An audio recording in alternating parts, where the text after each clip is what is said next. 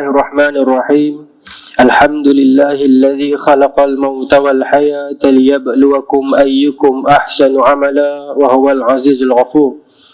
Asyhadu an la ilaha illallah wa asyhadu anna Muhammadan abduhu wa rasuluh. Wa nusalli wa nusallim ala sayyidina Muhammadin wa ala alihi wa sahbihi ajma'in. Radina billahi rabba wa bil islami dina wa bi Muhammadin nabiyya wa rasulah. Tuan-tuan, muslimin, muslimat yang dirahmati Allah sekalian, Assalamualaikum warahmatullahi wabarakatuh. Alhamdulillah, pertama dan semestinya kita merafakkan kesyukuran kepada Allah Subhanahu wa taala dengan limpah kurnia daripada Allah Subhanahu wa taala. Malam ni dapat kita berkumpul mendirikan salat maghrib berjemaah, membaca doa akhir tahun dan awal tahun, seterusnya duduk dalam majlis yang mana kata baginda Nabi SAW, idza marartum bi riyadil jannah farta'u. Bila mana kamu melewati taman-taman syurga, maka duduk dan singgahlah. Sahabat tanya, wa ma riyadul jannah ya Rasulullah? Apa benda taman syurga itu? Jawab Nabi, hilaqu zikr, halaqah ilmu, halaqah peringatan. Muslimin, muslimat yang dirahmati Allah sekalian, detik ini merupakan detik awal tahun hijrah, dan semestinya lah usia kita makin dia bukan bertambah, dia makin berkurang. Maksud usia kita ini telah ditentukan dah, ya. Dan bila kita melewati 1 tahun, lebih 1 tahun, bermaksud baki usia kita ini semakin berkurang. Kita makin selangkah dekat dengan Allah Subhanahu Wa Taala, kita makin selangkah dekat dengan kematian. Dan kuota-kuota yang telah Allah tetapkan dalam kehidupan kita, kuih lama kuih kurang. Siapa dalam kalangan kita ini pernah terfikir seumur hidup kita ni berapa ratus ribu kali batuk yang Allah tetapkan untuk setiap seorang? Yang kita duk batuk-batuk ni kan, kita pun tak tahu, tak pernah kira pun. Tapi semua itu ada dalam ilmu Allah Subhanahu Wa Taala. Pasal apa? Dia bergaung, dia main luar, dia nak bergaung sikit lah. Tuan dengar? Dengar clear lah. Saya dengar lagu bergaung. Semuanya itu telah ditetapkan oleh Allah Subhanahu Wa Taala. Muslimin, muslimat yang dirahmati Allah sekalian, pada malam ni kita nak menceritakan tentang satu kisah, satu sirah yang disebut sebagai satu fitnah yang besar. Satu fitnah yang besar yang terjadi pada era zaman khalifah yang ketiga, Sayyidina Osman. Sirah ini perlu diceritakan kerana itu ialah detik fitnah itu merupakan satu detik permulaan kepada berpecahnya umat Islam sampai ke hari ini. Satu. Yang keduanya, banyak iktibar dan pengajaran yang kita boleh ambil di dalam kisah tersebut, yang mana watak-watak yang wujud di dalam fitnah itu ada di dalam kalangan umat Islam hari ini. Dan yang ketiganya, sempena dengan kita mengambil semangat ma'al hijrah kita ini, tahun baru kita ini, dapat kita melazimi kisah-kisah ini. Dan jika ada apa yang tidak baik di dalam kisah tersebut, kita janganlah adakan sifat itu di dalam diri kita. Dan apa yang baik yang ada dalam sirah tersebut, maka jadikan ia sebagai iktibar dan pengajaran. Muslimin, muslimat yang dirahmati Allah sekalian, sebelum bermula, kita nak kena clear dulu. Malam ni kita nak cerita pasal disebut sebagai sirah pertelingkahan sahabat. Di dalam pengajian ilmu sirah, di dalam pengajian ilmu hadis, ada perbahasan khusus di dalam membincangkan tentang kisah ini. Khusus. Kerana apa? Kerana kisah inilah, dalam melazimi kisah inilah yang nak menentukan keimanan kita tahap mana. Kata Nabi, ayatul mu'min hubbul ansar, hubbul ansar, wa ayatul munafiq bughdul ansar. Tanda-tanda orang itu beriman, dia kasihkan orang Ansar, yakni sahabat daripada Madinah. Dan tanda-tanda orang itu munafik, dia tak bersuka kat orang Ansar. Bila dia baca sirah orang Ansar pun dia tak suka. Maka kita kena clear dalam diri kita, malam ni kisah para sahabat, quote mana pun saat lagi kita cerita, mungkin ada 1-2 benda yang kita rasa macam tak berapa kena, kita kena basuh siap-siap diri kita. Kata Nabi, la tasubbu ashabi, jangan kamu mengata kat sahabatku. Fa wallazi nafsi biyadi laula anna ahada anfaqa misla uhudin dhahaban ma adraka mudda ahadihim wala nasifa. Kalau kita membelanjakan, menginfakkan segunung mah untuk Islam, takkan sama nak dibandingkan dengan Islam, meskipun mereka belanjakan hanya cupak atau setengah cupak, tak sama. Dan Allah Subhanahu wa taala puji sahabat Nabi dalam Al-Quran, Muhammadur Rasulullah walladzina ma'ahu asyidda'u 'alal kufar ruhama'u bainahum, ila akhir ayat. Muhammad itu pesuruh Allah, dan orang-orang yang berada di sekelilingnya itu bersifat keras terhadap orang kufar, orang kafir, dan ruhama'u bainahum, dan berkasih sayang sesama mereka. Maka Allah puji di dalam surah satu lagi, Al-Fath, surah Al-Hashr, Allah puji lagi tentang golongan orang-orang muhajirin yang mereka itu berjuang, yabtaguna fadlan minallahi wa ridwana, hanya mendambakan redha Allah dan kelebihan di sisi Allah. Kemudian orang-orang Ansar, Allah memuji mereka, la tajidu fi sudurihim hajatan mimma utu. Mereka itu bila mana menolong orang muhajirin, hati mereka tidak ada lain melainkan ikhlas kerana Allah. Semua ayat-ayat Quran dan hadis ini menunjukkan kepada kita betapa mulianya sahabat. Di dalam istilah ilmu hadis ada kaedah yang dikatakan sahabah kulluhum udul. Sahabat Nabi semua mereka itu adil. Ada kaedah disebut sebagai irsalus sahabah, macam ni. Kalau dalam hadis ada nama-nama orang kan, an siapa, an Bukhari, an Humaid, an Syafi'i, ada an seorang-seorang tu, kalau tergelincir seorang, kita panggil dia mursal. Hadis itu mursal, pasal satu peringkat itu terlepas seorang. Tetapi kalau dalam kalangan sahabat, katalah sahabat ni ambil dekat sahabat ni, sahabat ni ambil dekat Nabi hadis tu. Katalah sahabat yang diambil tu tak sebut nama dia, tak apa, dia tak kira mursal, sebab kulluhum udul, semua sahabat itu adil, takkan menipu. Itu level sahabat, tingginya level sahabat Nabi SAW. Sangat tinggi kedudukan Nabi SAW. Baik. Dan mereka ialah sebaik-baik kurun yang dikeluarkan ke atas umat manusia ni. Terbaik, the best ummah. Macam mana tak baik tuan-tuan? Kalau kita baca sirah Perang Badar, dalam Perang Badar berapa ramai dalam kalangan mereka terpaksa berhadapan dengan ayah mereka sendiri, kena lawan sendiri, kena terpaksa berbunuhan. Ada mereka yang terpaksa berpisah dengan suami dan isteri, ada mereka meninggalkan pekerjaan, meninggalkan perniagaan, meninggalkan kampung halaman, meninggalkan harta benda for the sake of Islam, untuk Islam. Segala-galanya mereka buat untuk Islam. Ada mereka diseksa, ditekan dengan batu, dicambuk, disula, kerana Islam mereka turunkan. Maka mereka semua ini mulia. Baik. Ada satu hadis Huzaifah Al-Yamani yang riwayat hadis ni. Hadis ni panjang lah. Tapi bila Sayyidina Umar tanya, cerita dia bila Nabi dah tak ada orang, sahabat suka duduk ramai-ramai bincang hadis. Dan sebab ada hadis yang sahabat A dengar, sahabat B tak dengar. Dan ada hadis yang ramai dengar. Kalau hadis yang ramai dengar ni, kita kata hadis tu apa? Mutawatir. Pasal frekuensi dia ramai. Kemudian dia ada pembahagian lagi aziz, gharib dan sebagainya. Ada hadis yang tak ramai dengar. Ada hadis yang seorang dua dengar. Maka para sahabat bila lepas Nabi dah tak ada ni, mereka akan duduk ramai-ramai, ada masa free, mereka bincang lah. Tukar-tukar hadis. Tukar-tukar hadis. Maka satu hari ni Sayyidina Umar ada tanya kepada Huzaifah Al-Yamani ni berkenaan dengan hadis fitan. Sebab Huzaifah Al-Yamani ni seorang sahabat Nabi yang sangat minat ilmu-ilmu fitan ni. Fitan ni ilmu fitnah kiamat, fitnah akhir zaman, Dajjal, apa semua ni, dia cukup minat. Dan Nabi raikan minat dia. Banyak hadis yang akhir zaman dia riwayat. Dan dia ini terkenal dengan jolokan pemegang rahsia Nabi. Maka Huzaifah Al-Yamani ni beritahu kat Sayyidina Umar, antara kamu dengan fitnah, kata Huzaifah Al-Yamani, aku pernah dengar Nabi kata, antara kamu Umar dengan fitnah yang akan terjadi yang besar tu, ada satu pintu. Maknanya kamu tak, zaman kamu ada fitnah tu tak jadi, tapi antara kamu dengan fitnah yang nak jadi tu ada satu pintu. Sayyidina Umar fahamlah ni. Maka Sayyidina Umar tanya, nanti bila berlaku fitnah tu, pintu tu orang buka ke orang bagi pecah? Maka kata Huzaifah Al-Yamani, pintu tu dipecahkan.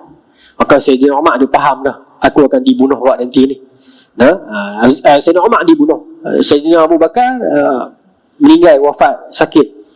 Sayyidina Umar dia dibunuh, ditikam oleh satu orang bangsa, hamba bangsa Parsi. Satu hari sembahyang subuh, Sayyidina Umar jadi imam di depan, hamba ni mai tikam belakang dia. Itu imam. Lepas tu masa tu gelap, tak nampak kan. Maka Sayyidina Umar berhenti bacaan. Di belakang ni pakai subhanallah, subhanallah, subhanallah. Maka Sayyidina Umar kata, akalani kalb, anjing gigit aku. Dia kata, anjing gigit aku. Dia tak nampak. Rupanya hamba Parsi tu pitikam dia. Dan Sayyidina Umar pernah menyebutkan, dia tak berapa selesa, tuan-tuan. Sayyidina Umar ni dia kata, dia tak berapa selesa, terlalu ramai orang luar duduk di Madinah. Ya. Meskipun dia Islam, tapi ialah kadang-kadang Islam baru, pergi bangsa lain, ramai sangat. Duduk tak ada masalah, tapi ramai sangat, takut tak boleh kontrol. Dia ada dua alasan lah. Satu, bangsa ni, bangsa-bangsa luar ni, bangsa Parsi apa semua ni, bila mereka masuk ni, takut mereka boleh kontrol ekonomi, kontrol macam-macam. Satu. Yang keduanya, kalau mereka rajin, mereka akan tinggalkan bangsa Arab. Dalam satu kitab, Muhaddisul Fasil Bainar Rawi wal Wa'i, Imam Ramah Hormuzi, dia buat satu riwayat, Khalifah Umayyah masa tu, Abdul Malik bin Marwan, dia main melawat Madinah. Dia tengok ada orang nak mengaji. Maka dia tanya pembesar dia, tu geng nak mengaji, tu geng mana? Dia, apa nama ni, pembesar sebutlah zaman nama ulama masa tu, ini zaman tabi'in. Sebut ni, itu geng Atta' bin Rabah, itu geng Mujahid, sebut 5-6 nama. Maka dia kata tak boleh jadi, panggil semua orang Arab kumpul dekat satu dewan tempat mereka masa tu, berimpun semua orang-orang Arab ni. Maka dia kata, hampa orang Arab buat apa di Madinah ni? Aku masuk Masjid Nabawi, orang Parsi duduk mengaji, orang-orang Yaman duduk mengaji, orang-orang luar, orang-orang apa jenis-jenis Naisabur, Turkmenistan pun duduk mengaji. Satu seorang pakai ada usrah masing-masing. Hampa dah buat apa? Dua alik lagi. Hari ni hampa berbangga, kononnya agama keluar daripada Arab, Quran bahasa Arab, hampa rasa hampa mewah dan kaya, orang pakat main mengaji di Madinah. Tapi lah ni, masa anak-anak hampa duduk tidur di rumah, hampa duduk alik buat kerja lain. Anak-anak bangsa lain, Islam lah, tapi bangsa lain duduk pulun mengaji. Ketahuilah, esok pok-pok ni akan tinggalkan hampa. Benar tuan-tuan. Lepas pada tu geng-geng Parsi pakat membina empayar, keluarlah tokoh-tokoh hebat daripada bangsa Parsi, tokoh-tokoh yang gemilang di dalam bidang bahasa daripada bangsa-bangsa lain.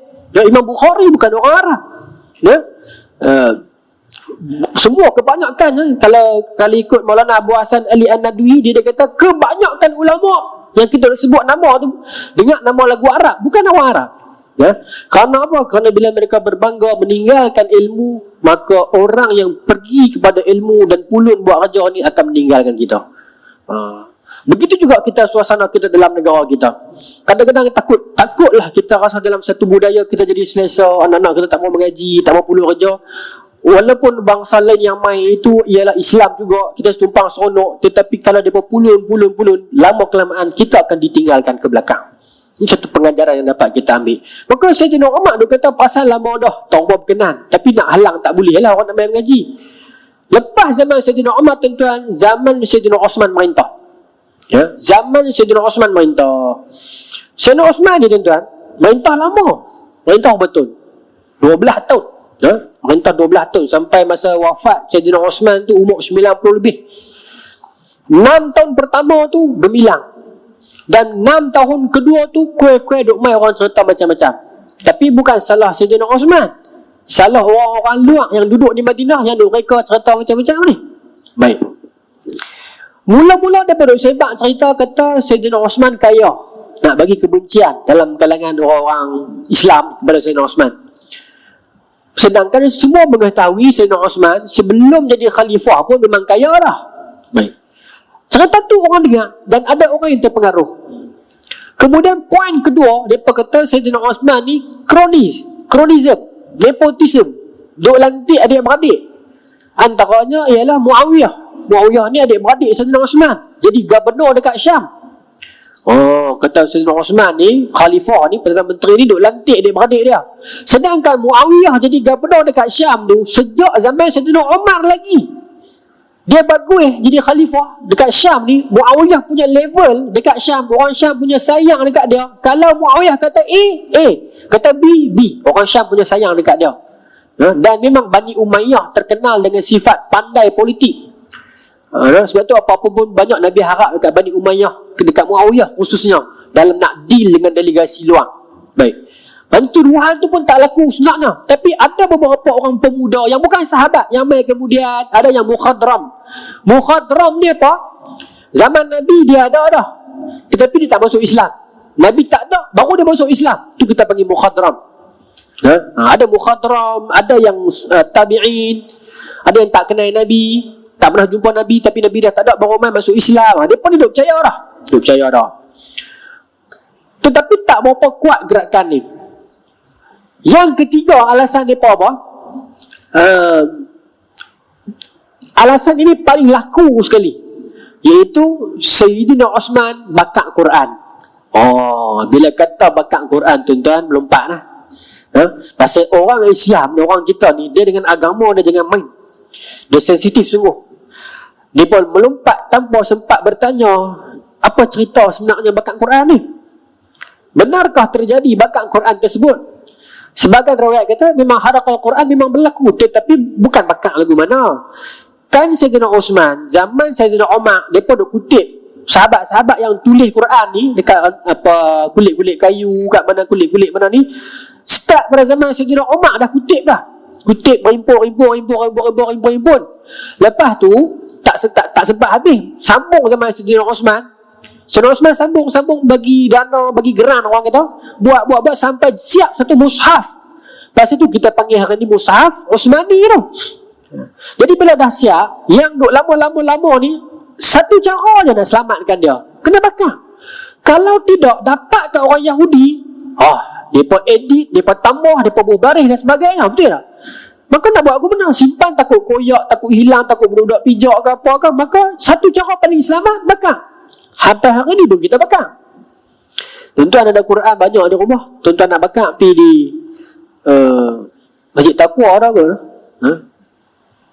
Masjid Taqwa dia bermusim. Tapi kalau yang kami selalu pergi di Masjid Daerah Seberang Perai Selatan, yang tu memang ada komplek dia khas untuk bakar. Dia cah duit sikit lah. Kami dah pergi hantar kitab-kitab lama, Quran-Quran lama kan. Sekolah kami, sekolah agama di Junjung tu, orang rajin bagi Quran. Ini pun satu masalah juga. Quran banyak sangat tuan-tuan orang bagi. Banyak sangat. Kalau banyak untuk orang baca tak apa, takut jadi bazar. Saya ingat benda ni kita boleh kontrol dah kot. Kadang-kadang orang tu dia meniaga, dia jual Quran, tak laku dia buka wakaf, orang pun beli, tak tahu nak letak di mana. Dia pun letak di sekolah, kadang tak habang. Saya sembang dengan kawan-kawan yang sekolah agama rakyat ni, kata kami kadang-kadang buka pagar, ada dah 2-3 kotak depan pagar Quran ni elok. Nak buat apa? Penuh lah di sekolah. Kami yang sekolah kerajaan, saya kerajaan pun penuh juga. Main hantar pula 400, 500, 400, 500. Saya fikir benda ni pun nak kena kontrol lah. Jabatan Agama Islam ke apa, kena keluar satu perkeliling ke apa ke. Tidak tuan-tuan, dia jadi, kalau benda ni jadi budaya, maziak tuan-tuan. Dan kita takut nak jaga Quran tu lagu mana. Dalam keadaan sekarang ni pun ramai anak-anak sekolah kita yang tak makan, yang tak ada duit, yang susah. Saya fikir benda ni kena kontrol. Tak apalah, pi bakar di sana, tempat dia, di Masjid Daerah Seberang Perai Selatan. Baik, jadi Sayyidina Osman bakar dengan kaedah Islam lah, dengan tujuan nak jaga. Tetapi orang Islam, bila mana kita pakai sentimen, kita panggil sentimen tu, orang akan mudah beli. Tu cerita dia. Agama ni mudah orang jual, mudah orang beli. Tuan-tuan, masa angkatan Turki muda ni, geng-geng Atatürk ni, masa tu ada Atatürk, ada Namek Kamal, ada Madat Bashar, ada Mustafa Bashar. Ni geng-geng parti Al-Ittihad wa Taraqi. Tak apa tuan-tuan, saya campur-campur sikit ni. Pasal ada anak muda, ada orang lebih atas, saya campur-campur ni. Tahun 1908, mereka nak gulingkan Sultan Abdul Hamid kedua, khalifah terakhir Osmaniyah. Pasal Sultan Abdul Hamid tak mau jual Palestin dekat Yahudi. Geng-geng ni, mereka geng Yahudi. Jadi bila Yahudi bagi tahu kat mereka, kuat mana pun kami nak, hampa kena gulingkan khalifah hamba, Sultan Abdul Hamid kedua ni. Mereka buat macam-macam cara, tak jalan. Pasal Sultan Abdul Hamid kedua ni rapat dengan ulama, rapat dengan rakyat, tak jalan. Akhirnya tuan-tuan, parti ni Al-Ittihad wa Taraqi ni buat apa? Dia penjual agama. Mereka kata Sultan Abdul Hamid ni pijak Quran, semayang depan orang ramai saja, belakang orang tak semayang. Lepas tu hina Quran. membelakangkan Allah dan Rasulnya, pakat percaya habis. Bukanlah semua percaya, tapi kebanyakannya percaya, sampai penggulingan Sultan Abdul Hamid kedua berlaku tu 1908 1909, antara dua tu. Dia guling Sultan Abdul Hamid dulu. 1924 baru khalifah jatuh, khilafah Uthmaniyah jatuh. Dan lepas dia jatuh, seorang daripada parti Al-Ittihad wa Taraqi ni yang buat kerja untuk Yahudi ni, nama dia Ayyub Basri, dia buat buku. Dia kata lepas Khalifah Abdullah Sultan Hamid jatuh, barulah kami sedar rupanya selama ni kami jadi bodoh. Baru sebut baru tak apa, baru tak apa kan, baru Yahudi. Kami rasa betul awal lah kami tak boleh fikir benda ni, kami buat naya kat Sultan kami, dan kami punya malu ni. Ayyub Basri cerita dalam buku dia, dan kami buat naya kat Khalifah sebab Freemason bayar kat kami seorang 2 juta, seorang 2 keping, seorang 2 keping lira mah. Hanya dengan 2 keping mah kami pakat jual maruah negara, bangsa dan agama kami. Sedangkan Sultan Abdul Hamid kedua ditawarkan 3 juta keping wang mah untuk jual Palestin, dia tak mau. Kami baru 2 keping pakat nonong pi dah kat Yahudi. Betul tu tuan. Ini sejarah yang orang tak boleh nafi. Tuan, ini yang berlaku. Baik, patah balik zaman Sayyidina Osman. Saya nak abang tadi tu, kata agama laku dijual. Maka dia pun kata kat Sayyidina Osman macam-macam, tak apa nak jadi. Kata bakat Quran, orang pakat dengar. Sebab tu kita pun hari ni kadang-kadang setengah-setengah kawasan, setengah-setengah orang nak jatuhkan orang tu kadang-kadang dengan agama. Kadang-kadang dan nak naikkan seseorang itu pun dengan agama. Sebab tu kita kena hati-hati di dalam penggunaan dalil-dalil agama ini. Sebab agama memang laku dijual. Orang buat bihun cap tokong, orang tak beli. Buat bihun cap masjid, orang beli. Walaupun toki dia Cina. Pasal agama laku dijual. Ada bihun cap masjid, ada naya saya. Saya bagi contoh, tak teringat apa. Muslimin muslimat dan dirahmati Allah sekalian. Maaf tuan-tuan, malam ni dia penterjemah. Dia biasa duduk depan, ni kerana duduk depan saja. Muslimin muslimat yang dirahmati Allah sekalian, maka puak-puak ni mereka ada connection dengan orang luar. Pasal mereka ni orang luar asal. Jadi mereka ada geng-geng daripada luar.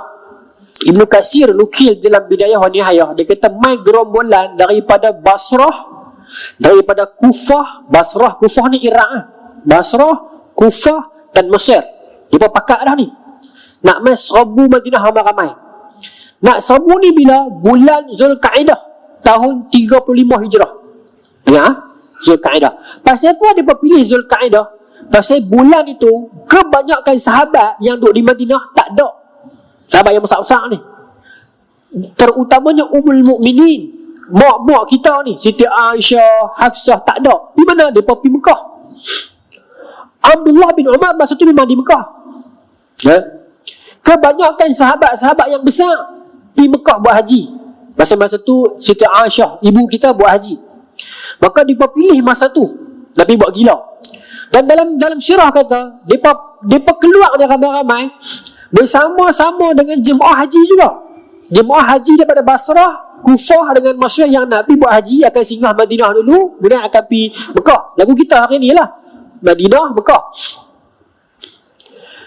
Maka mereka ikut sekali pergi sampai di Madinah. Orang ni sambung pergi Mekah, mereka tunggu di Madinah.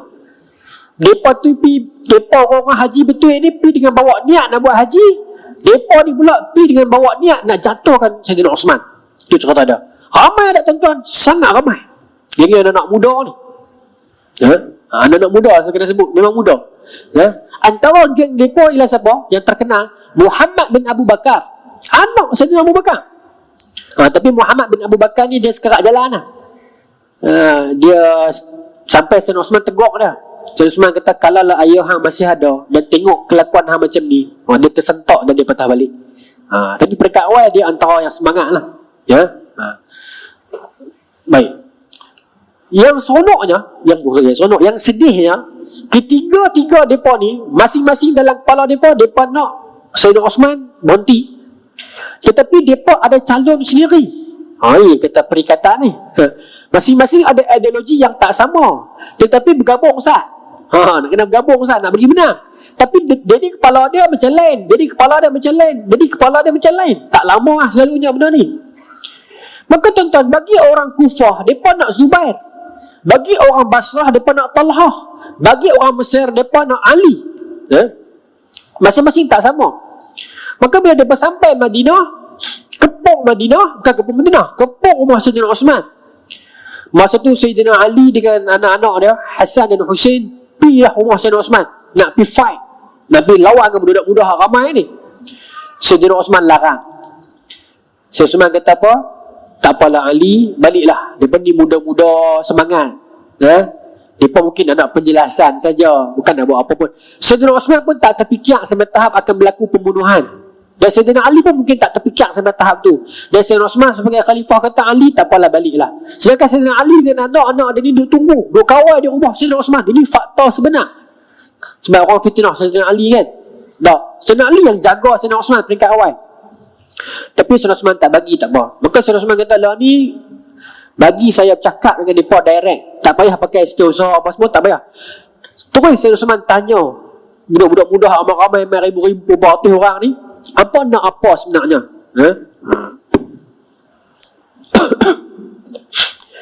Apa nak apa sebenarnya? Bila pemimpin Khalifah Sayyidina Osman tanya macam tu, mula dia berkata, tak, apa nama ni, Khalifah kaya sangat. Nampak dia tak ada point. Maka Sayyidina Osman kata, aku dah memang kaya dah. Sebelum aku masuk Islam, aku dah kaya. Lepas masuk Islam, aku memang ada duit dah. Sebelum jadi Khalifah pun, aku memang ada duit dah. Semua orang tahu. Dan mereka pun tahu. Tapi tak ada point. Lepas tu dia berkata, ni apa nama ni, Sayyidina Osman pergi perbesar Masjid Nabawi. Memang ada isu Sayyidina Osman perbesar Masjid Nabawi. Dia berkata bida'ah, ada rokok ni. Sayyidina Osman kata, umat ramai, orang Islam bertambah, aku perbesar, apa masalah? Tak boleh Nabi buat takat tu. Mereka pun tahu benda tu tak kuat point tu. Tapi tak, mereka tak ada point nak cakap kan. Sesuatu aku perbesar. Yang ketiga dia berkata, Sayyidina Osman pergi tambah kandang kambing. Kandang zakat. Dulu harta-harta zakat ni kambing, semua ni buat ada kandang. Sayyidina Osman pandai-pandai pergi perbesar. Sayyidina Osman kata, orang Islam makin ramai keluar zakat, kambing bertambah, jantan tu nak bertambah, ni aku tambahlah kandang. Lah ni hampa nak apa sebenarnya? Ni tengok ada budak-budak muda ni. Maka dia berkata kepada Sayyidina Osman, lah ni buka Quran. Nampak tak ada point ni. Buka Quran, surah Yunus ayat 59, saya ingat saya. Sampai surah Yunus. Sesemai kata, tak payah buka aku dalam kepala. Nak ayat apa? Dia tiba sebut ayat 59 ke? Saya ingat saya. Bacalah ayat tu. Azina lakum, saya tak apa ayat tu. Apa nama? Ni korang awal maksudnya macam ayat tu Allah bagi tahu bila seseorang tu buat satu-satu kerja ni, adakah kerana kerja-kerja jahat, adakah kerana keizinan Allah ataupun sumpah ke atas mereka. Macam tu lah. Tuan-tuan balik tengok balik lah surah Yunus ayat 59. Maka dia berkata, ayat ni Allah turun kat Sayyidina Osman lah, dia kata. Maksudnya buat-buat kerja ni nampak lagu berjaya, lagu Allah izin. Padahal itu sebab Allah nak uji lagi. Allah nak ada cerca lagi. Istidraj kan. Maka Sayyidina Osman kata, walam yakun hadha bimakna. Sayyidina Osman tersenyum. Sayyidina Osman kata, tak, asbab bunuzul ayat ni bukan macam ni. Nak main dengan Sayyidina Osman, dia yang himpun Quran. Sayyidina Osman kata, asbab bunuzul ayat ni Allah turun kat orang Yahudi.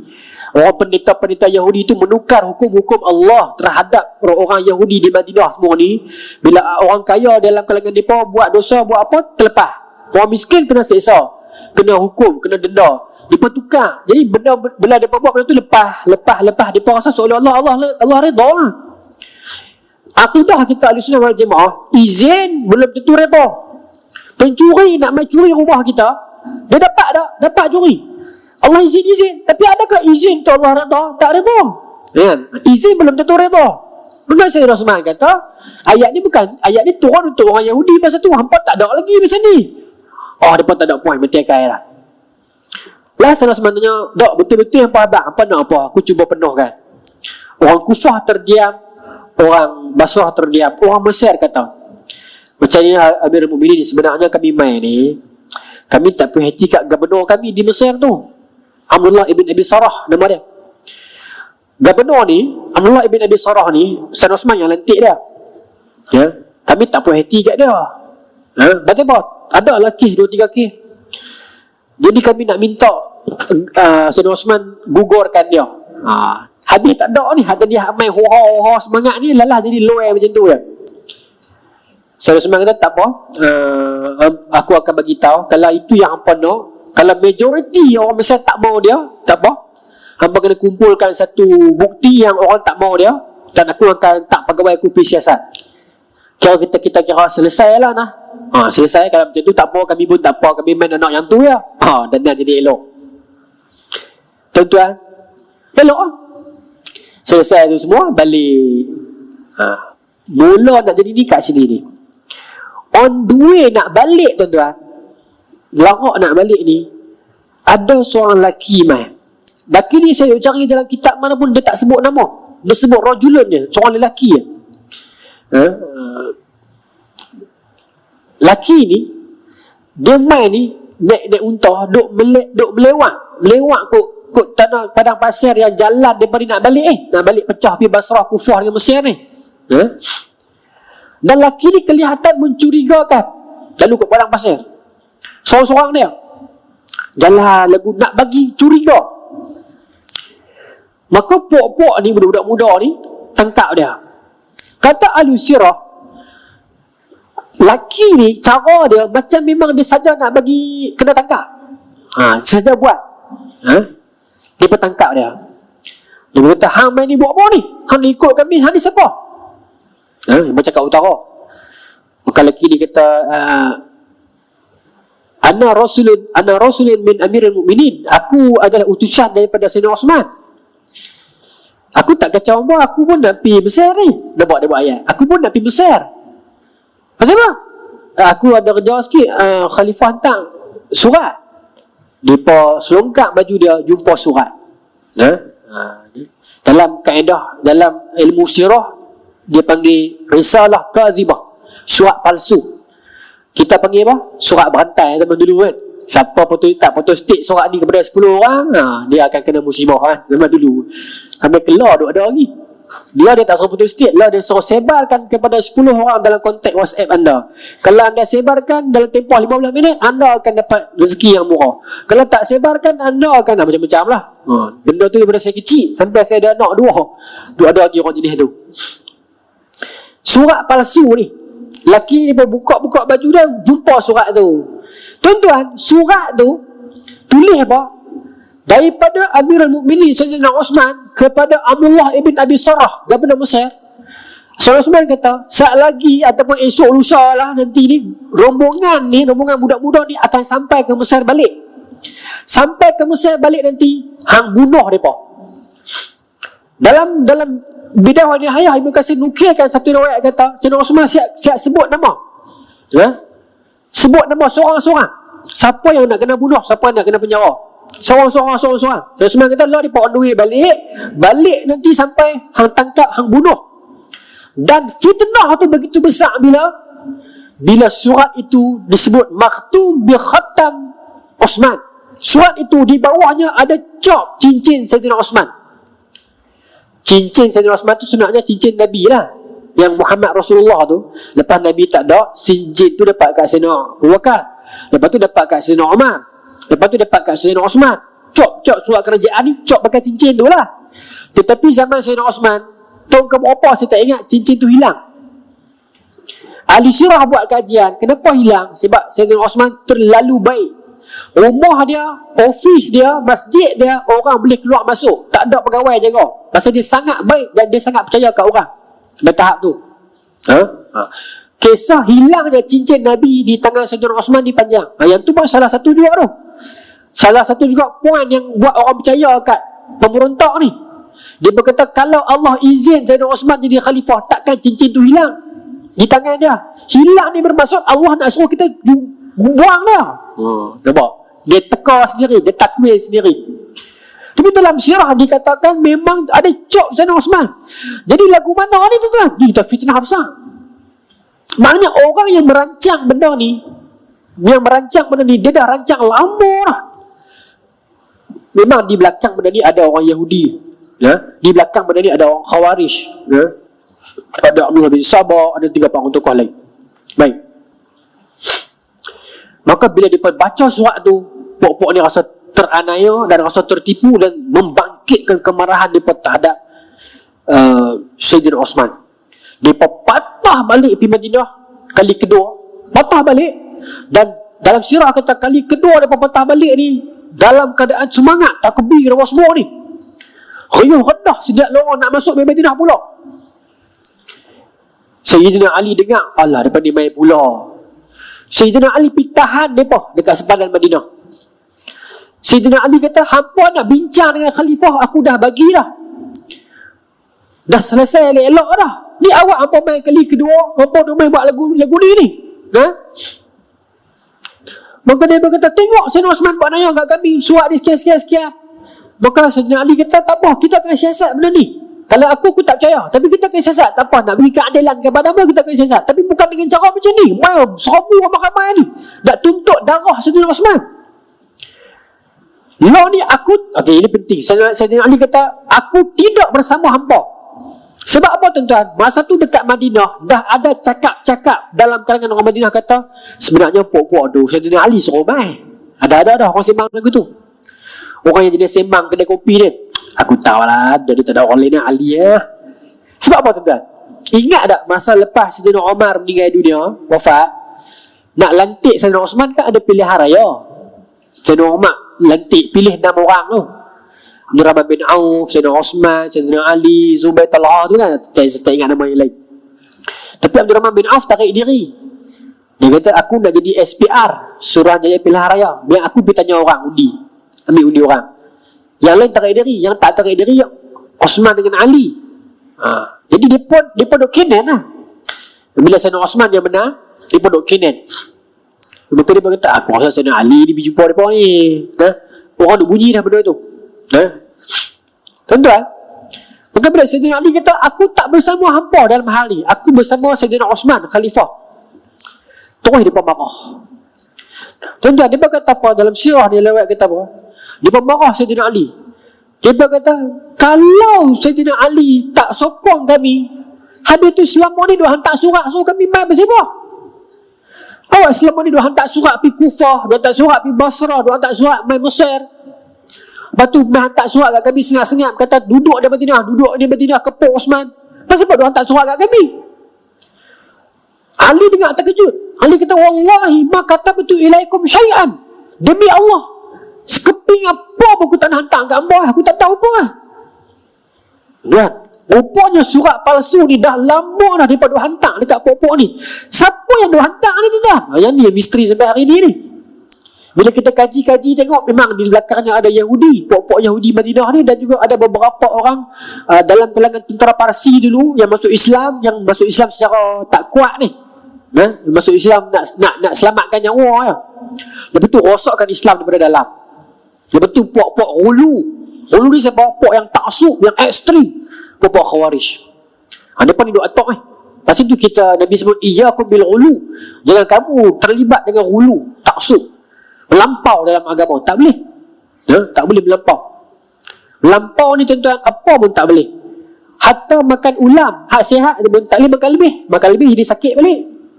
Makan ubat lebih pun tak boleh. Ayat masuk orang kata bagus. Minum lebih sangat pun tak boleh. Apa pun tuan-tuan tak boleh lebih sangat. Hak buruk pun tak boleh lebih sangat, hak baik pun tak boleh lebih sangat. Baik. Baik. Maka tuan-tuan baru tahu, kata rupanya selama ni ada orang duk hantar surat palsu dah. Pasal tu orang-orang duk cakap kat Madinah ni. Dia kata, alah Ali tu yang suruh main. Kata dah. Benda tu yang akan jadi fitnah nanti sampai tahap orang Syiah sokong Sayyidina Ali, benci sahabat. Bani Umayyah cercah Sayyidina Ali atas mimbar khutbah. Zaman tu lah, lepas pada tu lah. 845 dah angin dah. Tak perang ni. Baik. Lepas tu dia kepung, saya nak ringkas lagi lah. Pasal benda ni dia awet sampai Bani Umayyah nanti ni. Tapi saya tak contoh sampai tahap tu kot. Dia kepung rumah Sayyidina Osman. Dia kepung Sayyidina Ali pi, Sayyidina Osman dia tak apa. Aku cuba kawal. Tuan-tuan, dia kepung hari mula, kepung saja. Sayyidina Osman masih boleh turun, semayang, jadi imam lagi, balik rumah balik. Boleh lagi. Mai minggu kedua tu, mereka dah mula sekat Sayyidina Osman tak boleh pergi semayang. Semayang dalam rumah saja, jangan pergi Masjid Nabawi. Tak layak dia kata. Sampai Sayyidina Osman marah. Sayyidina Osman kata, masjid tu, masa Nabi mula-mula sampai Madinah, kita tak cukup duit nak beli tanah, nak buat masjid. Kecil ya. Maka Nabi tanya, siapa yang nak infak tanah, duit, nak beli tanah ni, nak besar masjid, nak buat masjid besar-besar?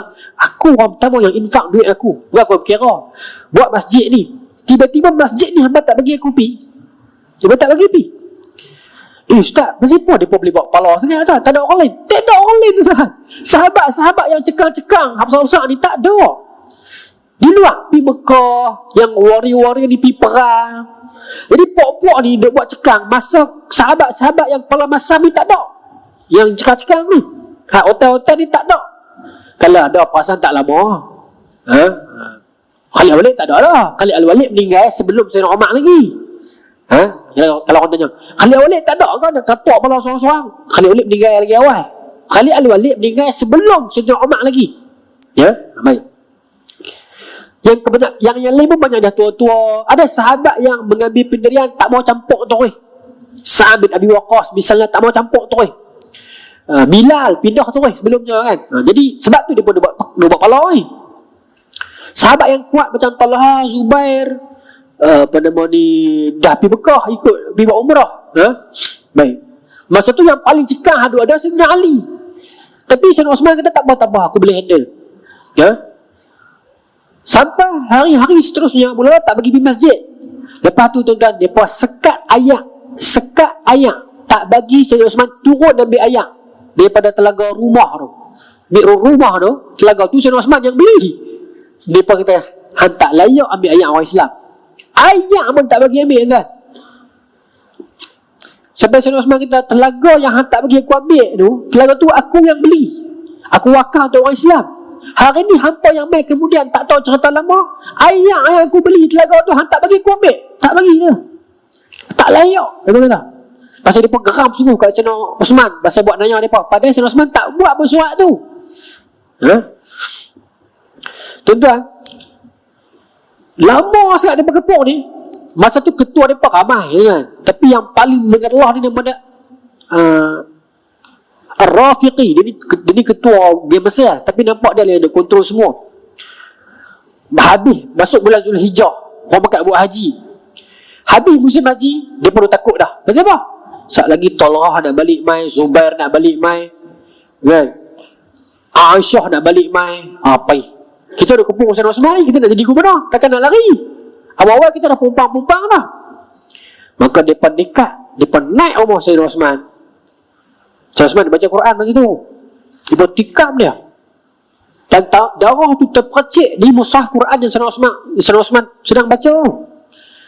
Dan Quran itu yang ada darah tu masih disimpan sampai hari ini. Seingat saya di muzium di Uzbekistan. Mushaf tu. Tuan-tuan, Sayyidina Osman masa ni umur dah 90 lebih, tua dah. Dia pegamuk naik ragas atas dia, tarik janggut dia, tikam dia baca Quran tu. Sayyidina Osman puasa hari tu, tuan. Dalam riwayat kata dia pun dia duk tahu dah yang dia akan kena bunuh hari tu. Masa dia mimpi Rasulullah beritahu dia, hang akan berpuasa di dunia dan akan berbuka dengan kami. Masa Rasulullah saya bakar nasi rumah. Jadi dia redha. Cuma dia sedih, kenapa lah orang Islam jadi sampai tahap ni. Tu. Ragah naik atas dia, tikam dia, terpercik Quran. Na'ilah ni bini Sayyidina Osman, main nak tolong. Dia takik putih tangan dia. Ni gila kan. Tak tu. Wafat syahid Sayyidina Osman. Syahid memang dalam hadis Bukhari ada penyaksian. Nabi sebut kepada bukit Uhud, duduk dia diam kerana di atas ni ada orang siddiq dan ada orang syahid. Masa tu di atas tu ada Abu Bakar, ada Umar dan ada Osman.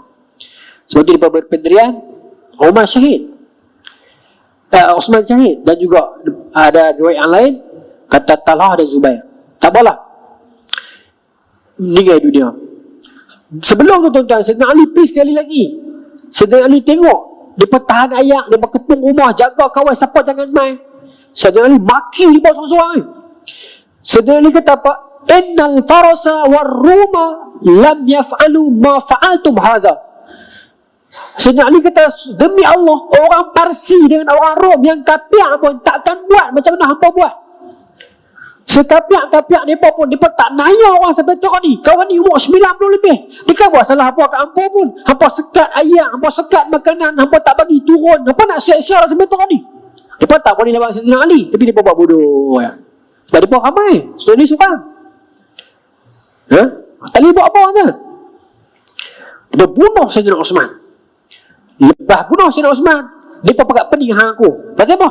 Mereka tak ada pemimpin nak ganti. Apa juga? Nak cari pemimpin kena pergi cari parti lain. Pasal parti kami tak ada orang. Mereka mula pergi cari. Pergi resik-resik maaf kan. Zubair dan Talhah masa ni duduk ada di Madinah. Lepas pada tu baru ada pergi Mekah buat umrah. Pergi jumpa Zubair tak mau. Jumpa Talhah tak mau. Orang pada bunuh orang, pada rawit aku tak mau. Mereka dua ni kemudian pergi ke Mekah. Lepas pada tu buat umrah. Sebab Aisyah tak balik lagi. Jumpa dengan Sayyidina Ali. Sayyidina Ali terima jadi khalifah. Kenapa Sayyidina Ali terima? Tuan-tuan, Sayyidina Ali tak mau pangkat lah. Tak mau pangkat dan kedudukan ni. Kalau logik akal, kalau kita duduk di tempat Sayyidina Ali masa tu, kita nak terima tuan-tuan. Tak terima, tobat tak terima. Pasal apa? Orang dah tuduh dah, orang dah syak, orang dah kata Ali ni ketua mereka. Padahal Ali tak ketua, tak tahu apa pun. Tiba-tiba bila mereka bunuh Osman, Ali nak naik. Lagi orang kata dia. Kalau ikut, kalau Sayyidina Ali fikir nafsu, dia tak mau lah. Tapi kalau dia fikir, kalau aku tak terima jawatan ni, siapa nak terima? Sahabat-sahabat lain tak mau. Takut selagi mereka pakai ambilkan sama-sama mereka, lagi naik. Maka Sayyidina Ali terpaksa terima sebenarnya. Bukan nak. Tetapi bila Sayyidina Ali terima, menyebabkan orang-orang yang bersembang di Madinah ni lagi kuat. Kata, kata dah. Aku kata dah kat Ampuar itu, Ali punya kata ni. Tengok, Osman mati, Ali naik. Nampak? Itu kata fitnah. Oh, tuan-tuan, fitnah besar. Fitnah cukup besar zaman ni. Padahal Ali tak ada niat apa pun. Dan Ali terima sebab terpaksa. Itu yang ulama kita buat kaedah. Kita tak boleh rebut jawatan. Tak boleh. Tetapi kalau masa tu ijtihad kita, jawatan tu kalau kita tak pi, orang fasik akan duduk. Kita boleh minta jawatan tu. Ni jawatan apa pun lah, pemimpin ke, kampung ke, masjid ke. Dalil Sayyidina Ali. Dalil kedua Nabi Yusuf. Kan Nabi Yusuf minta kat Al-Aziz, dekat Raja Mesir, mai aku jadi Menteri Pertanian. Dia minta kan. Pasal apa? Pasal masa tu tak ada orang lain. Masa tak ada orang, kalau kita tak ambil, orang jahat akan ambil. Kita boleh ambil, kita boleh promote diri kita. Tetapi kebanyakan masa kalau boleh bagi orang lain dululah. Tapi kalau situasi yang fitnah, kita terpaksa terima. Ini bukan cerita riak ke takabur ke, tapi cerita kita pun tahulah, kalau aku tak naik lagi, orang lain lagi teruk ni. Sebab tu Ali terpaksa terima. 5 minit lagi dah boleh. Tak perang ni. Baik. Yang Ali terima, terus dia pun pergi serbu Sayyidina Ali. Yang geng Madinah ni kata, lah ni macam ni khalifah. Bila nak ambil tindakan dekat orang yang bunuh Sayyidina Osman ni, maka Sayyidina Ali kata, memang nak ambil tindakan. Tapi siapa bunuh? Siapa pun tak tahu. Pasal dia bunuh di atas rumah. Rumah atas. Dalam tu siapa tengok tak tahu. Dia pun naik ramai. Aku memang nak ambil tindakan, tapi siapa? Lagilah orang kata, tengok Sayyidina Ali, dia nak lengah-lengah kan. Dia nak cover geng dia. Geng dia apa? Sayyidina Ali nak ukur macam mana? Sebab tu kadang-kadang kita yang duduk di luar ni, kita tak rasa apa yang orang dalam rasa. Kita pergi tengok bola, kita duduk di luar, kita kata sedar-sedar, referee kayu, main macam budak-budak, kaki pengkang. Apa pergi hantar depan tu? Hantarlah kat sana ke main. Kita masuk atas padang, siap tuan-tuan, nak hantar kat mana pun kita tak tahu. Saya buat pay out dia. Lagu tu lah politik pun kadang-kadang. Sayyidina Ali pun tahu memang kena hukum, tapi aku nak hukum siapa ni? Silap orang asal lagi fitnah. Tak hukum pun fitnah. Tunggu sah, kita siasat dulu. Sayyidina Ali kata, tak boleh terima. Orang Madinah tak boleh terima. Orang-orang yang ramai-ramai yang memberontak tadi tu pun, bukan semua pergi bunuh. Yang naik atas bunuh adalah 10 orang kot. Yang lain pun tak tahu. Dia pun sebat merata. Ada yang dah balik Basrah dah. Ada yang menyorok di Madinah, pergi mengaji lah, pergi di rumah singgah rumah kawan-kawan lah. Jadi berterabuk merata. Zubair dengan Talhah masa ni tak boleh terima dah. Zubair dengan Talhah kata, ubai'uka, kami bagi bai'ah kepada hang dengan syarat hang kena aqamah hadda, hang kena dirikan hudud qisas ke atas orang yang bunuh Osman. Ali kata, aku tahu, tapi aku nak hukum siapa? Tolonglah aku. Maka Zubair dan Talhah kata, tak apalah, lalu macam ni lah, kami nak pergi jumpa Aisyah di Mekah. Maka Ali izinkan. Masa tu di Mekah dah sampai cerita ni. Cerita yang kata kena bunuh ni. Aisyah begitu marah, tuan-tuan. Maka Aisyah kumpulkan tentera di Mekah. Cerita dia. Zubair dengan Talhah bergabung sekali. Masa tu Hafsah juga ada di Mekah. Tetapi Abdullah bin Umar, adik Hafsah, kata kepada kakak, jangan pergi kak. Pasal Aisyah masa tu pakat ramai-ramai nak pergi Basrah. Kenapa nak pergi Basrah? Sebab ada intelijen bagi tahu kebanyakan yang bunuh ni sebahagiannya dah lari balik Basrah. Masa tu tuan-tuan, Sayyidina Ali pun sebenarnya bukan tak buat kerja. Sayyidina Ali pun dah hantar tentera pergi Basrah dah. Tapi tuan-tuan nampak tak fitnah macam mana? Aisyah baik, niat baik, Ali pun niat baik, tapi dia jadi lagu tu. Tentera Ali dah pergi Basrah. Tapi masa tu tuan-tuan, anak Sayyidina Ali, Sayyidina Hasan, kata kepada pak dia, pak, cik dengar perkabaran Mekah hantar tim dah pergi Basrah. Kau boleh pak jangan hantar lagi lah. Sayyidina Ali kata, macam mana aku tak hantar? Kalau dia bunuh geng Aisyah macam mana? Di Basrah tu tempat pemberontak tu. Sayyidina Hasan kata, tak apa kot pak, dia tak berani dah ni pasal. Kalau pak pergi je, nanti jadi orang utara kita jadi bunga tai. Bunga tai. Kita pergi dengan niat baik, tapi saat ni jadi tak elok. Sayyidina Hasan ni cerdik. Jangan pergi pak. Kalau pak nak pergi pun pergi 3-4 orang sudah. Antara yang habaq dekat, antara yang pergi nasihat Sayyidina Ali ni 3 orang. Hasan, Abu Musa Asy'ari dan juga Abdullah bin Salam, tabat Nabi yang Yahudi masuk Islam. Dia pergi habaq. Khalifah, jangan pergi lagi. Kalau nak pergi 3-4 orang habis sembang, jangan pergi bawa tentera di isu dia. Sebab Sayyidina Ali siap dengan tentera semua nak pergi.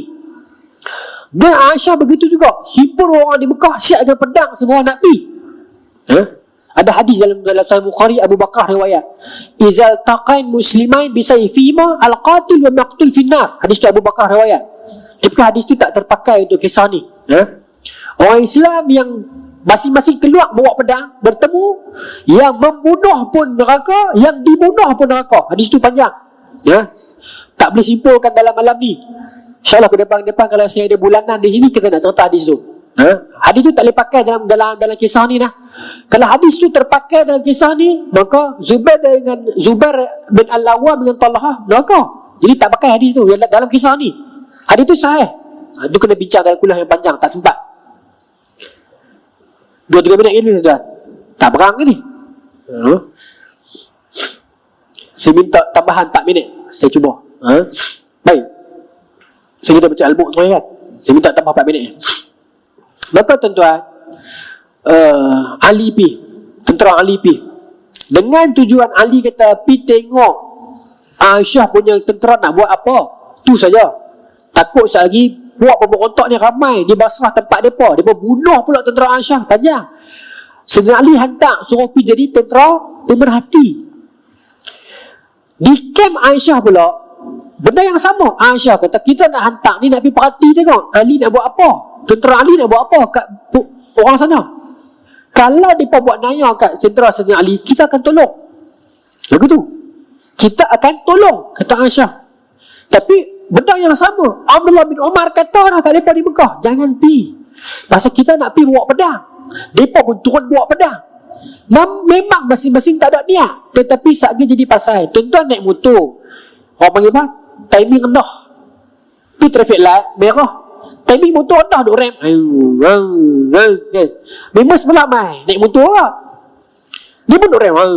Padahal kita rem pasal timing rendah. Kau dia ingat apa? Dia nak ajak race ni, hijau-hijau pakai race, padahal tak ada niat. Kau ni nak takut enjin mati. Lagu tu lah. Pergi bawa pedang bukan nak bergaduh. Yang tu Abdullah bin Umar kata, kau cek faham bukan nak bergaduh, tapi saat lagi jadi bunga tai. Ni saya tambah bunga tai bahasa kita lah. Tapi saat lagi jadi lagu tu, pasal nampak cara bawa tu. Tak apa, kita niat baik. Pi juga Abdullah bin Umar tak pi. Di pertengahan jalan masa tu, Siti Aisyah terdengar anjing salak. Tempat tu nama Haudab. Hadis ni ada dalam Musnad Ahmad. Ibnu Hajar Al-Asqalani mensahihkan hadis ni. Sahih. Nabi kata, ahadukum yasma'una bil hauda. Salah seorang dalam kalangan bini aku ni nanti akan dengar anjing, orang panggil apa? Salakkan anjing dekat kawasan hauda. Maka bila melewati kawasan hauda tu di Iraq, melewati kawasan tu, Aisyah dengar anjing nyalak. Maka Aisyah kata, yang ni ikut yang Nabi sebut dulu ni. Maka Aisyah tak boleh teruskan. Aisyah nak balik. Dan Aisyah kata, jangan, aku rasa tak kena. Masa tu barulah sahabat-sahabat kata, wahai Ummul Mukminin, kita dah sekerak jalan dah. Kalau balik sekali lagi jadi pasal, mesti orang kata kita kena troll lah, kan? Kena main pula. Lah tak apalah, kita pi dulu lagi pun. Kita bukan niat nak bergaduh, kita nak tolong. Pujuk, maka pi juga. Ali pun tentera dia pi juga. Tuan-tuan, ringkas cerita, janji 4 minit lebih lah. Tak ada juga. Ringkas cerita, malam tu sepatutnya berdamai. Memang berdamai dah, tapi Khawarij keluar. Tengah malam, Khawarij keluar. Khawarij ni puak yang tak boleh tengok orang Islam berdamai. Mereka keluar, mereka pergi sabotaj kemah Aisyah setengah, kemah Ali setengah. Mereka jaga tengah malam. Nak tuduh siapa? Tuduh aku. Maka berlaku perang Jamal. Talhah syahid, Zubair syahid, Sayyidina Ali sedih tuan. Ada seorang lelaki ni, Ibn Hurmuz kah? Dia kerak kepala Zubair bin Al-Awwam. Zubair tu pula dia lawan sak lah. Lepas tu dia patah balik. Pasal dia teringat, tak betul ni, aku bukan nak lawan dengan dia, aku nak lawan dengan pembunuh. Ni tentera Ali. Maka dia patah balik. Bila dia patah balik, anak dia Abdullah bin Zubair kata pengecut. Ini dia Alamun Balak, Imam Zahabi nukil. Anak dia Abdullah bin Zubair ni memang kerah. Kata kat apa dia, ayah apa pengecut, jom lah. Zubair kata, aku orang pertama yang keluar pedang nak bela Nabi. Apa tak tahu cerita lama. Aku bukan pengecut, tapi ini bukan perang dia, ni dengan sahabat kita ni. Dia kata kat anak dia, Abdullah bin Zubair. Abdullah bin Zubair memang kerah tuan. Abdullah bin Zubair, dia minum darah Nabi. Darah Nabi yang bekam, dia minum. Nabi kata kat dia, hampir buang di tempat yang orang takkan jumpa. Dia pergi buang. Dia main balik belahak. Nabi datang buang di mana? Orang tak jumpa dengan Nabi. Di mana? Orang takkan jumpa dengan dia kata. Nabi kata, makan lah. Makan. Dia makan darah Nabi. Allah bin Zubair. Lepas tu dia kuat. Lepas tu dia lawan dengan Hajjaj nanti. Lepas saya tutup lah tuan-tuan. Takut tengok tuan-tuan nak muka marah ni. Maka perang tu berlangsung, perang Jamal tu berlangsung. Zubair syahid, kepala dia tuan-tuan, orang kerat, orang bawa pergi jumpa Sayyidina Ali. So dia bukan pedang dia orang ambil bawa pergi jumpa Ali. Ali menangis. Ali kata, pedang ni dululah yang menghapuskan duka di wajah Nabi. Sekarang ni pemilik pedang ni hampa bunuh. Bashir biqatil Aba Safiyah finnar. Aku sampaikan berita gembira kepada hang, pembunuh Aba Safiyah ni Zubair lah, dengan neraka. Kawan tu bunuh Zubair. Dia ambil pedang Zubair, dia pergi jumpa dengan Sayyidina Ali dengan tujuan kok Sayyidina Ali nak bagi projek ke, nak bagi tone kat dia. Dia ingat Sayyidina Ali nak puji dia. Dia ingat Ali mesti puji aku bunuh Zubair. Dia bawa pedang, wahai Datuk, saya yang bunuh Zubair. Kok dapat projek ke. Ali kata, neraka tempat hang. Terkejut kawan. Apa pula? Bukan Ali suruh kami, aku tak suruh. Ali kata, aku suruh pergi jaga mereka. Yang apa pergi bunuh mereka betul tak? Panjang lah tuan-tuan. So Ali teriak lah. Ali kata, kalau aku mati 40 tahun dulu, aku tak jumpa benda ni semua. Tak mampu tuan. Dia pergi ambil mayat Talhah. Kepala Talhah ni penuh pasiak kan. Dia buang pasiak. Dia peluk ni. Tuan-tuan, sedih peristiwa tu. Mana mungkin Sayyidina Ali jahat. Lepas pada tu tuan-tuan, Allah Akbar, tak maaf tu. Tak cerita, tergantung cerita salah. Lepas pada tu tuan-tuan, selesai perang Jamal, Muawiyah yang duk ada di Syam on the way nak main dah. Kawan duk geram dah, pak menekan dia kena bunuh. Dengar cerita Zubair kena bunuh, Talhah kena bunuh. Ali ni buat apa? Lepas tu berlaku perang Siffin. Perang Siffin saya tak dan cerita lah no. Saya ingat kalau sekali lagi tahun depan ke bila ke, ataupun kalau ada kuliah bulanan kan, kita akan sambung yang tu. Perang Siffin lagi dramatik antara Muawiyah dengan Ali. Sampai saya tutup dengan ayat ni. Perang sungguh-sungguh sampai orang tanya Muawiyah, antum tuqatiluna Ali. Dia pakai jamak li ta'zim. Antum ni kamu semua, tapi dia kata kat seorang sebab nak memuliakan dia. Hang ni memerangi Ali. Hal antum misluhu au khairu minhu? Kenapa hang lawan dengan Ali? Adakah hang ni sama pangkat dengan Ali ataupun hang lebih baik daripada Ali? Rakyat dia tanya Muawiyah. Muawiyah kata, wallahi huwa afdalu minni, demi Allah Ali lagi mulia daripada aku. Aku bukan lawan kerana nama dia Ali, aku lawan kerana aku nak dia hudud, dia kisahkan orang yang bunuh Osman, tu saja. Tapi Ali bukan tak mau hukum, Ali pun tak tahu siapa. Patut selesai dah, tapi dia pergi masuk, kawan ni masuk, perang pula orang Islam sama orang Islam, panjang cerita. Sampailah Raja Rom ni lah betul janji. Sampai Raja Rom Herakl hantar surat dekat Muawiyah. Dia kata apa? Alimna bima waqa'a bainaka wa baina Ali. Fa'indana annaka bihaqqil khilafah. Raja Rom hantar surat dekat Muawiyah, kata, aku tahu dah, aku dengar cerita perang hang dengan Ali, aku tahu. Dia raja. Dan pada pendapat aku, hang lagi layak jadi khalifah. Oh, ni Raja Rom kapiak jahat ni, dia cucuk orang. Lau amartani la arsartu ilaika jaishan ya'tuna ilaika bi ra'sin Ali. Kalau hang bagi izin, aku akan hantar tentera aku pergi perang bagi pihak hang, dan akan pergi dekat hang bawa kepala Ali. Aku akan tolong hang. Raja Rom kapiak ni masuk nak cucuk. Masa ni Muawiyah dengan Ali perang sungguh, 3-4 kali perang ni. Muawiyah, Allah, kalau kita ada tempat Muawiyah masa tu tuan-tuan, kita duk lawan orang Islam ni, tiba-tiba Amerika hantar surat, I think you are better than him lah, I will choose you lah. Kita akan balas apa? Terima kasih lah atas sokongan yang tak berbelah bagi. Terima kasih lah. Muawiyah kata apa kat Raja Rom? Akhana wa tashajara fama balaka tadkhula fi bainihima. Dua orang adik-beradik duk bergaduh, hang nak kalut apa tengah-tengah? Muawiyah kata kat Raja Rom, illam takhrusu, kalau hang tak berhenti cucuk aku, hasut aku, la arsaltu bijaishin awwalu indaka wa akhiruhu indi ya'tunani bi ra'sika uqaddimuhu li Ali. Kalau hang tak berhenti cucuk aku sendiri hantar tentera pergi tangkap hang, dan tentera tu akan balik kat aku bawa kepala hang, dan kepala tu aku akan tunjuk ke Ali. Hang mau tak mau aku buat aku tu? Belutik tu Raja Rom tak balas lah. Itu orang kafir. Dia nampak orang Islam gaduh, dia mesti cucuk tengah-tengah punya. Esok kalau kita menang, dia kata dia tolong. Ni Resident British apa semua orang tu tengok mak kilau kan. Esok dia kata dia tolong. Muawiyah cerdik. Aku tak mau apa tolong. Aku dengan Ali adik-beradik. Kami memang perang, tapi kami brothers. Yang tu kita nak adalah umat Islam sekarang. Wallahu ta'ala alam tuan-tuan. Telajak 10 minit. Mudah-mudahan kita dapat amal dipaikan kita